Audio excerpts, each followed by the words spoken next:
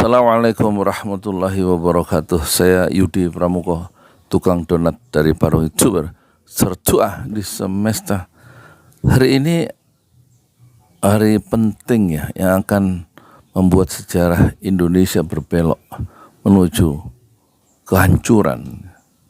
Presiden Jokowi pagi ini di Halim di Jakarta Timur itu mengatakan bahwa dirinya sebagai presiden boleh berkampanye dan boleh memihak salah satu pasangan calon.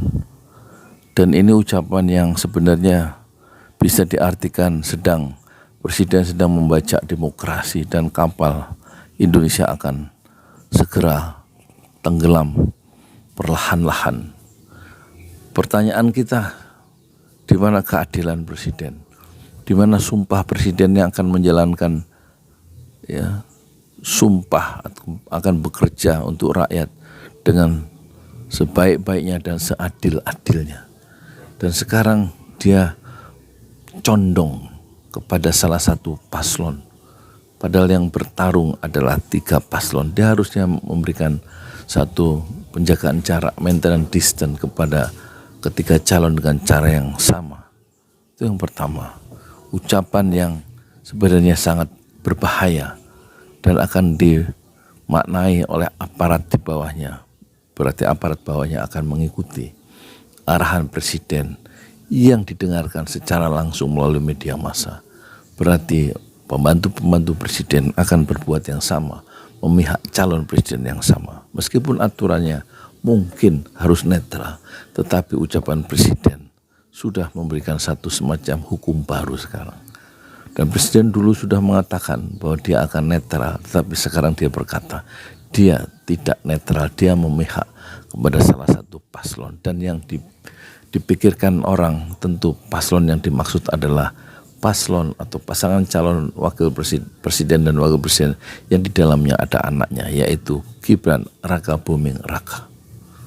Berarti dia memihak calon presiden 02 dan calon wakil presiden 02, yaitu Prabowo Subianto dan Gibran Rakabuming Raka.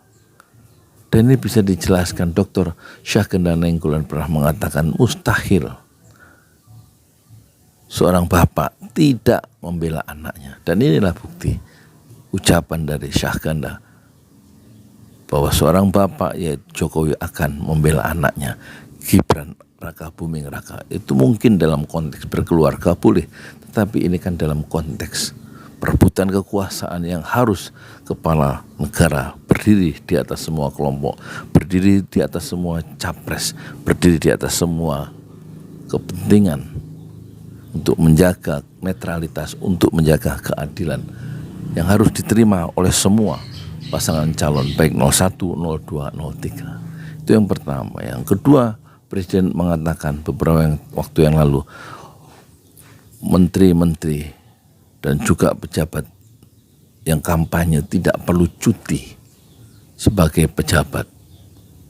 Dan itu kini kita tahu Koalisi Indonesia Maju didukung oleh Partai Golkar, menterinya Erlangga Hartarto, didukung oleh Partai Amanat Nasional, menterinya ketuanya Zulhas, dan juga didukung oleh yang lain. Itu berarti menteri-menteri yang berkampanye untuk kepentingan partai atau calon yang didukungnya tentu akan menggunakan semua fasilitas yang diberikan oleh pemerintahan, digunakan oleh pemerintah, yang digunakan oleh pemerintah, yang diberikan oleh pemerintah. Meskipun Mahfud mengatakan dia tidak akan menggunakan fasilitas negara, tetapi bagaimana membedakan Mahfud sebagai seorang calon wakil presiden, dipisahkan dari dia sebagai menteri Menko Polhukam? Satu anomali yang dibuat bukan saja oleh Mahfud MD, tapi juga oleh presiden yang mengeluarkan satu aturan bahwa tidak perlu cuti. Dan ini hal-hal yang begini harusnya diatur oleh Anies Baswedan yang tampaknya ditakdirkan oleh Allah akan menjadi presiden baru.